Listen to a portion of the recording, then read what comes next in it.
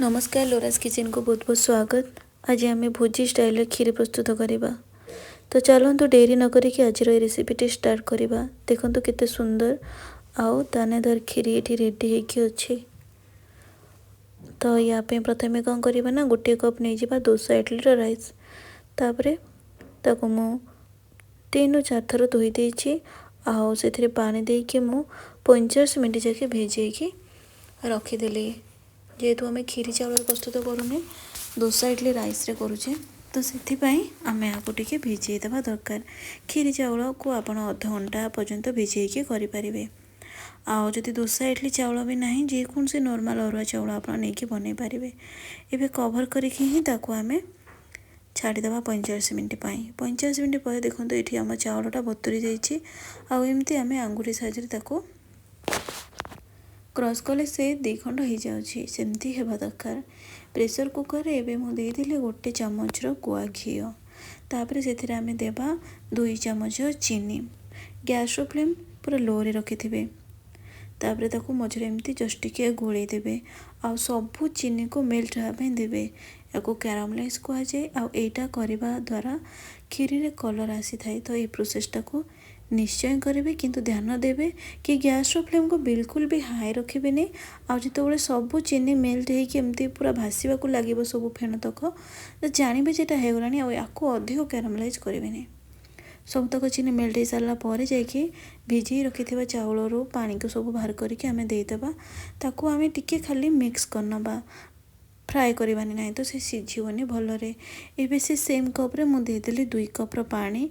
तापर आम ए लिड लगेदेवा। ता पूर्व से स्वाद अनुसार लुण देवा। देखूँ मुझे लुण को आड कर लुण टे निश्चय देवे जहाँफल कि तार मिठार बालांसटा रही।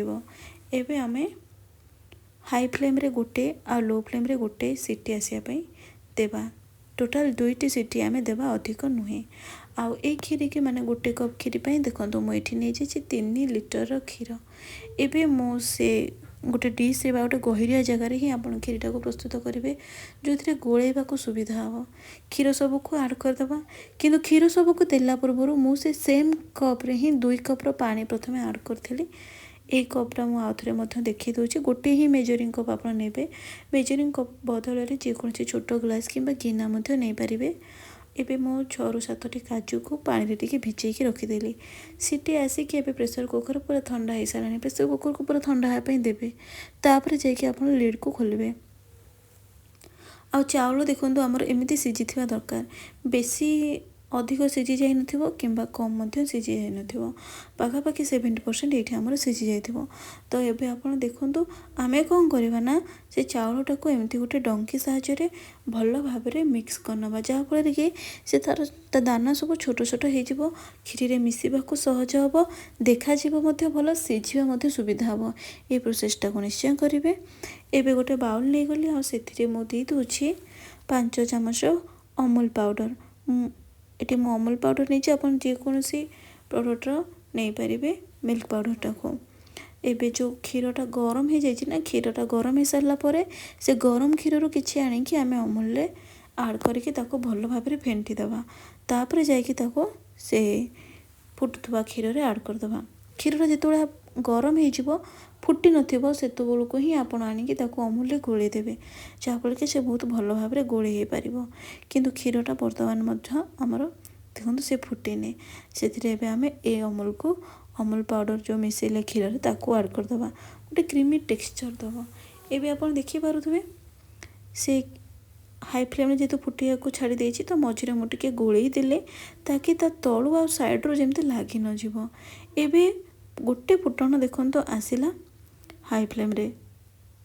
जितेबाला गोटे फुटण आसो हाई फ्लेम रे तापर जाकि आप गैस फ्लेमटा को ऑफ कर देकी ये जो चाउलटा सीझेकी रखी सेटा को आड करदे। गैस फ्लेम ये ऑफ कर दूची जेहेतु से चीनी रे कैरामलाइज हो जाए तो क्षीर टिके छिंडी जबार चांस अच्छे से आप ऑफ करदे। तापर ताको मिक्स करके पुणी आउ थे ऑन करदे। एबे मु मीडियम फ्लेम रे ही रखी आ देखो ताको फुटिया छाड़ी देछि।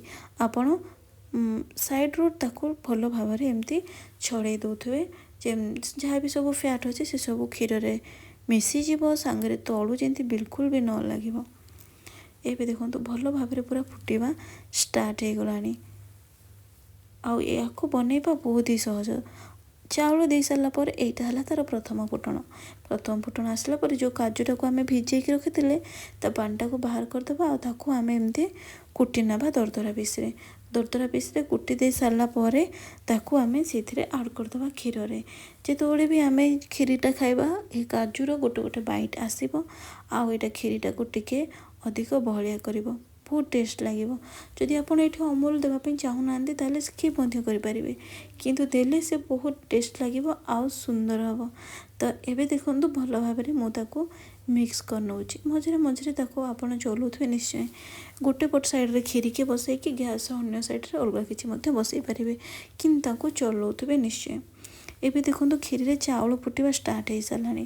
ପାଖାପାଖି ମୁଁ ଏଇ ମିଡ଼ିୟମ୍ ଫ୍ଲେମ୍ରେ ହିଁ 25 ମିନିଟ୍ ପାଖାପାଖି ଫୁଟେଇ ସାରିଲିଣି।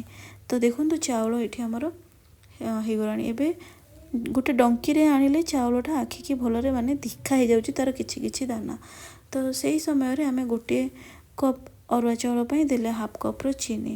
ଆପଣ ଗୋଟିଏ କପ୍ର ଚିନି ମଧ୍ୟ ଆଡ଼୍ କରିପାରିବେ, କିନ୍ତୁ ଯେହେତୁ ମୁଁ ଏଠି ମିଲ୍କ ମେଡ଼୍ ଟିକେ ଦେଉଛି ସେଥିପାଇଁ ଚିନିର ମାତ୍ରା ଟିକେ କମ୍ କରିଦେଇଛି। କିନ୍ତୁ ଗୋଟିଏ କପ୍ ଅରୁଆ ଚାଉଳ ପାଇଁ ଗୋଟିଏ କପ୍ ଚିନି ପରଫେକ୍ଟ। ଏବେ ଆମେ ସେଥିରେ କ'ଣ କରିବା ନା କିଛି ଆଲମଣ୍ଡକୁ ଆଡ଼୍ କରିଦେବା। ଆଉ କିଛି କାଜୁକୁ ମଧ୍ୟ ମୁଁ ଫ୍ରାଏ କରିକି ରଖିଛି। ଏବେ ମୁଁ ଗ୍ୟାସ୍ର ଫ୍ଲେମ୍କୁ ଚିନି ଦେଇ ସାରିଲା ପରେ ଲୋ କରିନେଇଛି। ଲୋ ଫ୍ଲେମ୍ରେ ତାକୁ ଫୁଟିବା ପାଇଁ ଦେଉଛି। ଫୁଟିବା ପାଇଁ ଅଧିକ ସମୟ ଲାଗିଯିବ, ତା ସାଙ୍ଗକୁ ଚିନି ମଧ୍ୟ ପାଣି ଛାଡ଼ିଥାଏ। ଏବେ ସେଥିରେ ଆମେ କାଜୁଟାକୁ ଆଡ଼୍ କରିଦେବା। ଆଉ କାଜୁଟା ଆଡ଼୍ କରିସାରିଲାର ପରେ ଆଉ 10 ମିନିଟ୍ ତାକୁ ଫୁଟେଇ ଦେଇକି ଏବେ କ'ଣ ମିଲ୍କ ମେଡ଼୍ଟାକୁ ଆମେ ଆଡ଼୍ କରିବା। ଏଇଟା ହେଲା 200 ml ମିଲ୍କ ମେଡ଼୍ ଅମୁଲର ମୁଁ ନେଇଛି, ଯେଉଁଟାକୁ ମିଠା ମେଡ଼୍ ମଧ୍ୟ କହନ୍ତି। ମିଲ୍କ ମେଡ଼୍ଟାକୁ ଆମେ ଆଡ଼୍ କରିଦେବା। ମନେ ରଖନ୍ତୁ ମିଲ୍କ ମେଡ଼୍ ଆଡ଼୍ କରିସାରିଲା ପରେ ଆଉ ଲୋ ଫ୍ଲେମ୍ରେ 5 ମିନିଟ୍ ଫୁଟେଇବେ। ତାଠୁ ଅଧିକ ବିଲକୁଲ ବି ନୁହେଁ, କାହିଁକିନା କ୍ଷୀରିଟା ବହୁତ ଗରମ ଅଛି ଆଉ ମିଲ୍କ ମେଡ଼୍କୁ ବେଶୀ ଫୁଟେଇବାର କୌଣସି ଆବଶ୍ୟକ ନଥାଏ। ଆଉ ଏବେ ତାକୁ ମୁଁ 5 ମିନିଟ୍ ଯାଏଁ ଫୁଟେଇ ଦେଲି। ଆଉ ମୁଁ 3ଟି ଗ୍ରୀନ୍ ଗୁଜୁରାତିକି ଛେଚିକି ରଖିଥିଲି, ତାକୁ ଏବେ ଗ୍ୟାସ୍ର ଫ୍ଲେମ୍କୁ ମୁଁ ଅଫ୍ କରିଦେଇକି ହିଁ ଆଡ଼୍ କରିବି। ଦେଖନ୍ତୁ କ୍ଷୀରିଟା ଆମର ହେଇଛି କି ନାହିଁ କେମିତି ଜାଣିବି? ଡଙ୍କିରେ ଆଣିଲେ ଏମିତି ଗାରଟା ଆଣିଦେଲେ ପରଫେକ୍ଟଲି ଗାରଟା ଦେଖା ହେଇଯାଉଛି ପୁରା ବହଳିଆ ହେଇକି, ସାଙ୍ଗରେ ଡଙ୍କିରେ ଚାଉଳର ଦାନା ମଧ୍ୟ ଦେଖାହେଉଛି। ଜାଣିବେ ଯେ କ୍ଷୀରିଟା ଆମର ପୁରା ପରଫେକ୍ଟ ଅଛି। ଏବେ ସେଥିରେ ଫ୍ଲେଭର୍ ପାଇଁ ଟିକେ କେଶର ଆଡ଼୍ କରିଦେବା। କେଶର କିନ୍ତୁ ବିଲକୁଲ ଅପସନାଲ୍ ଅଛି। ଏବେ ଆମେ ଗ୍ୟାସ୍ର ଫ୍ଲେମ୍ଟାକୁ ଅଫ୍ କରିବା ପୂର୍ବରୁ କ'ଣ କରିବା ନା ଏଇଟା ଗ୍ରୀନ୍ ଗୁଜୁରାତିର ଗୁଣ୍ଡଟାକୁ ଦେଇଦେବା। ଦେଇକି ଆମେ ତାକୁ ଦେଖନ୍ତୁ କ୍ଷୀରିର କନସିଷ୍ଟାନ୍ସିଟା ଆମର ଏଇଠି ଫ୍ଲୋଇଂ କନସିଷ୍ଟାନ୍ସି ଅଛି। ଏତିକି ହିଁ ରଖିବେ, କାହିଁକି ନା ଏଇଟା ଥଣ୍ଡା ହେଇଗଲା ପରେ ସେ ବସିଯିବ। ତ ଆପଣ ବି ଏମିତି ବନାନ୍ତୁ। କେମିତି ଲାଗୁଛି ମୋତେ କମେଣ୍ଟ କରିକି ନିଶ୍ଚୟ ଜଣାନ୍ତୁ। ଯଦି ଭିଡ଼ିଓଟି ଭଲ ଲାଗିଥିବ ତାହେଲେ ଲାଇକ୍ କମେଣ୍ଟ ଓ ମୋ ଚ୍ୟାନେଲକୁ ପ୍ଲିଜ୍ ସବସ୍କ୍ରାଇବ୍ କରିନେବେ। ଏମିତି କ୍ଷୀରିଟା ବନେଇବାକୁ ମୋତେ ଘଣ୍ଟେ 15-20 ମିନିଟ୍ ଲାଗିଗଲା। ଆଉ ଇଏ ଥଣ୍ଡା ହେଲା ପରେ ଯାଇକି ୟାର କଲର୍ଟା ପୁରା ବାହାରି ଆସିବ। ଦେଖନ୍ତୁ କେତେ ସୁନ୍ଦର କଲର୍ ହେଇଛି ତାର। ଯଦି ଆପଣମାନଙ୍କୁ এই ଭିଡ଼ିଓଟି ଭଲ ଲାଗିଥିବ ତାହେଲେ ମୋ ଚ୍ୟାନେଲକୁ ପ୍ଲିଜ୍ ସବସ୍କ୍ରାଇବ୍ କରିନେବେ। ଦେଖନ୍ତୁ ସର ପଡ଼ିକି ସେ ପୁରା ଅଛି, ଏପର୍ଯ୍ୟନ୍ତ ଥଣ୍ଡା ବି ହେଇନି। ତ ଥଣ୍ଡା ହେଇସାରିଲେ ଭାବନ୍ତୁ କେତେ ସୁନ୍ଦର କଲର୍ ତାର ଆସିବ। ଆଉ ଦେଖନ୍ତୁ ଚାଉଳ କ୍ଷୀର ପୁରା ଆଖିକି ପରଫେକ୍ଟଲି ଦେଖା ହେଇଯାଉଛି ଭଲରେ ମିଶିଛି ବୋଲି। ତ ଏଇଟା ଏବେ ଆମର ରେଡ଼ି ହେଇଯାଇଛି। ଆଜି ପାଇଁ ଏତିକି ସାଙ୍ଗମାନେ, ରହୁଛି। ନମସ୍କାର, ଜୟ ଶ୍ରୀ ଜଗନ୍ନାଥ।